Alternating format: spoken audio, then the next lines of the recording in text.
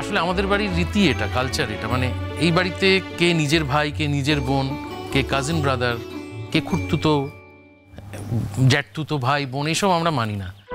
আমরা সবাই একসাথে মিলেমিশে থাকি, ওনারাই সমস্ত সিদ্ধান্ত নেন সাজির বিষয়ে। আপনাদের ফ্যামিলি স্ট্রাকচারটা একটু অন্যরকম, আপনারা মাত্র 3 জন মানুষ, তো ও এরকম একটা সংসার থেকে আপনাদের ফ্যামিলিতে গিয়ে পড়বে, সেক্ষেত্রে হয়তো মানিয়ে নিতে কিছুটা সমস্যা হতে পারে একে অপরের, দুজনের ক্ষেত্রেই বলছি। তো সেই সমস্ত বিষয় আপনারা যদি একটুখানি দোয়েল পাখির সঙ্গে মানে সাজির সঙ্গে আগে থেকে আলোচনা করে নেন, আন্ডারস্ট্যান্ডিং করে নেন, তাহলে আমার মনে হয় ভবিষ্যৎ জীবনটা আপনাদের উভয়ের পক্ষে খুব স্মুথ হবে, সুন্দর হবে, এইটুকুই আমার বক্তব্য। আর বাকি সমস্ত কথা, সমস্ত সিদ্ধান্ত বড়রা মানে বড়দা, বড় বৌদি, মেজ বৌদি, মেজদা, এনারাই নেবেন। আমাদের কথাই শেষ কথা।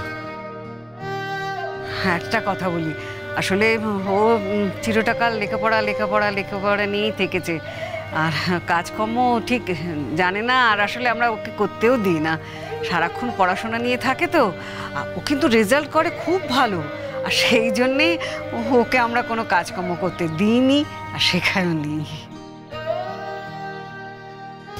না মানে আমি বলতে চাইছি যে আমিও তো এ বাড়িতে এতদিন ধরে আছি, আর আমার তো বেবিও হয়ে গেছে, আমি তো তাও কোনো কাজকর্মই করতে পারি না, মানে আমাকে কিছু করতেই হয় না, কিছু করিও না। তো সব বাড়িতে যে সব কিছুকে করতে হবে, সব কিছু যে জানতে হবে এমনটা তো নয়। আর ওরা তো কিছু বলছে না, তোমরা তো সাফাই দিচ্ছ কেন, তো বুঝতে পারছি না।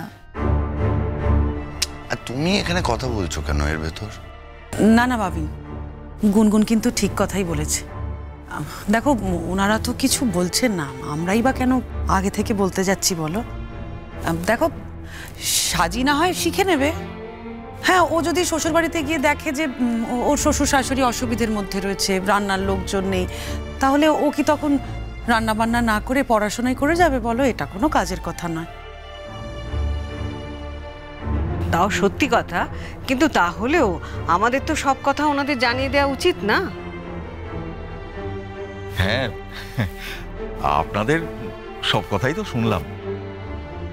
হ্যাঁ, আমরাও তো আমাদের সব কথা খুলে বললাম। এখন আপনাদের ছেলে আপনাদের কি বলেছে, কতটা বলেছে, সেটা তো আমরা জানি না। না দেখুন, আমার ছেলে কিন্তু আমাকে কিছু বলেনি, মানে আপনাদের মেয়ের অতীত সম্বন্ধে কিন্তু আমার ছেলে আমাকে কিছুই বলেননি। এই আপনারা বললেন, আমি শুনলাম।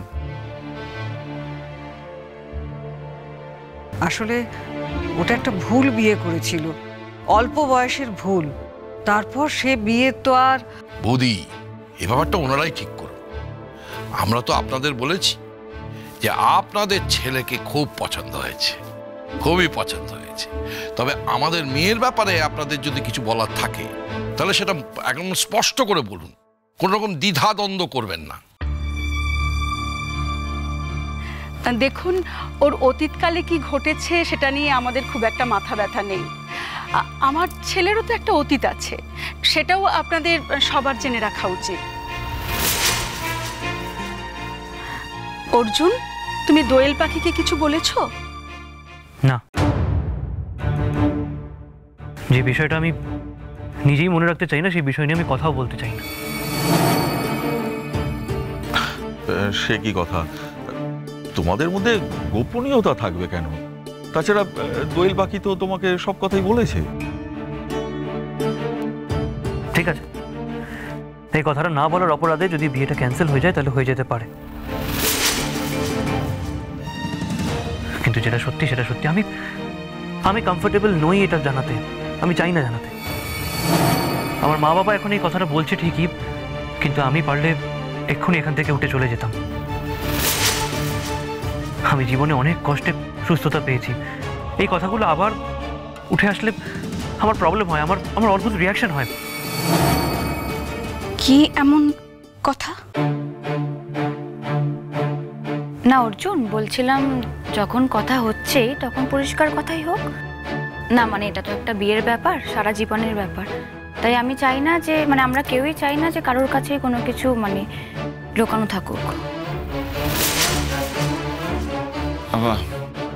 আমি একটা কথা বলি, আমি বলছি মানে যেটা ঘটে গেছে এটা তো হয়ে গেছে, সেই প্রসঙ্গ টেনে আবার কি দরকার, মানে তাই না?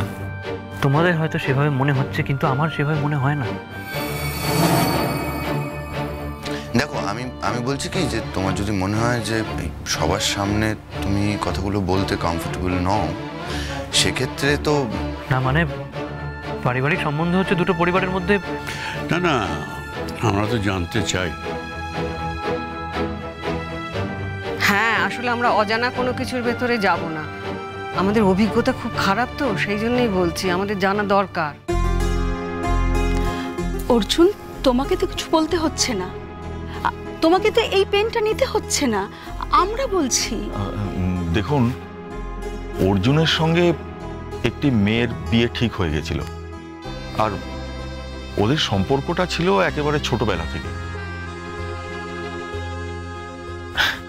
বলতে পারেন মেয়েটি একেবারে আমাদের বাড়ির মেয়ের মতোই হয়ে উঠেছিল, শুধু বিয়েটা হয়নি এই যা। মেয়েটি আমাদের বাড়িতে যাতায়াত করত, অর্জুনও ওদের বাড়িতে যেত। তারপরে হঠাৎ করে একদিন মেয়েটি সমস্ত যোগাযোগ বন্ধ করে দেয়। অর্জুন ওদের বাড়িতে খোঁজ নিতে গিয়ে দেখে যে বাড়িতে তালা ঝুলছে, আর আমরা ক্রস চেক করে দেখি যে মেয়েটি বিয়ে করেছে। হয়তো অর্জুনের থেকে অনেক বেটার ছেলে মনে করেছে ও তাকে, আর সেই জন্যই বিয়ে করে আমেরিকা চলে যাবার পরে তার বাবা মা আবার নিজেদের বাড়িতে ফিরে আসে। কিন্তু এই ধাক্কাটা অর্জুনকে অসুস্থ করে তোলে। খুব কষ্ট করে ছেলেটাকে ভালো করে তুলেছি। ওর একটা মানসিক সমস্যা দেখা দিয়েছিল, তারপর থেকে ও কোনো মেয়েকে পছন্দ করতো না, মানে সহ্য করতে পারতো না। ওর জীবনে যে আবার কেউ আসবে আমরা ভাবতেই পারিনি। দোয়েল পাখি সেই মেয়ে যে ওর বরফটা ভাঙতে পেরেছে। দেখুন, বিয়ে হোক বা না হোক, আমাদের অর্জুনের সবকিছু জানার পর আপনারা ওকে জামাই হিসেবে অ্যাকসেপ্ট করুন বা না করুন, দোয়েল পাখির প্রতি আমাদের পরিবারের কৃতজ্ঞতা সব সময় থাকবে। এই কথাটা তুমি আমাকে বলতেই পারতে। বললাম তো দোয়েল পাখি, এই কথাটা না বলার অপরাধে যদি তুমি বিয়েটা ক্যান্সেল করে দাও তাহলে। না না অর্জুন, দেখো তুমি যে খাঁটি হিরে সেটা আমরা সবাই বুঝতে পেরেছি। আর যে ছেলে ভালোবেসে কষ্ট পায়, ভালোবেসে আঘাত পায়, সে আর যাই হোক কোনোদিন খারাপ ছেলে হতে পারে না। আসলে তুমি যে আঘাত পেয়েছো, যে অপমান সহ্য করেছো, সেটা তুমি উচ্চারণ করতে চাওনি, তাই তুমি বলনি। আর সাজি, ও নাই বা বললো, ওর মা বাবা তো সব কথা বললো। এবার তুমি ঠিক করো, মানে তোমার যদি কোনো আপত্তি থাকে বা আপত্তি না থাকে, যেটাই হোক সেটা তুমি পরিষ্কার করে ওনাদের জানাও। না, এটা তো কোনো আপত্তির বিষয় নয়। কারোর জীবনে কষ্ট পেতেই পারে। একজন ওর জীবন থেকে চলে গেছে বলে কি ও আর কারোর সাথে থাকবে না, কাউকে ভালোবাসতে পারে না? এটা হয় কখন? আমি তো এতে কোনো সমস্যা দেখছি না। অর্জুন, আমাদের সাজি কিন্তু একেবারে সেরকম মেয়ে নয়। দেখুন, এখন পুরো ব্যাপারটাই আপনাদের ওপর নির্ভর করছে। আমরা দোয়েল পাখির অতীত শোনার পরে আমাদের দিক থেকে কিন্তু কোনো রকম আপত্তি নেই। দেখুন, একজন মানুষকে বিশ্বাস করেছিল, একটা ভুল বিয়ে হয়েছে, আর তাছাড়া এখন তো সেই বিয়ে থেকে ও সম্পূর্ণ বেরিয়ে এসেছে, এখন সম্পূর্ণ মুক্ত। আর তাছাড়া আমরা আজকের দিনের মানুষ। আজ যদি আমরা এই ব্যাপারে প্রতিবন্ধকতা তৈরি করি, তাহলে মানুষ হিসেবে আমরা এগোলাম কোথায়? এখন সিদ্ধান্ত নেওয়ার পালা আপনাদের। না, এই ব্যাপারে আমাদের কোনো সিদ্ধান্ত জানাবার নেই। যা সিদ্ধান্ত নেবে সাজি। এক্স্যাক্টলি। তবে আমার মনে হয় সাজি ব্যাপারটা বুঝতে পেরেছে। কি সাজি, তোর যা বলার আছে বল। হ্যাঁ হ্যাঁ, তোর যা বলার আছে বলে ফেল সাজি, ওনারা তো অপেক্ষা করছেন। তোদের সব কথা ফাইনাল হয়ে গেলে আমরা তো তারপরে বিয়ের দিন তারিখে যাব না?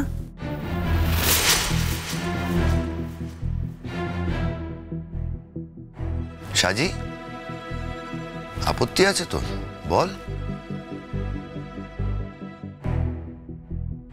আরে আমি তো বুঝতেই পারছি না এটাতে আপত্তি থাকার কি আছে।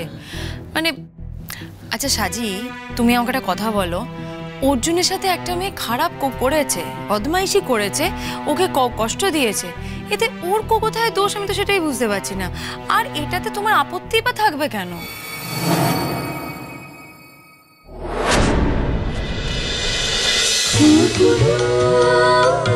খুন খুন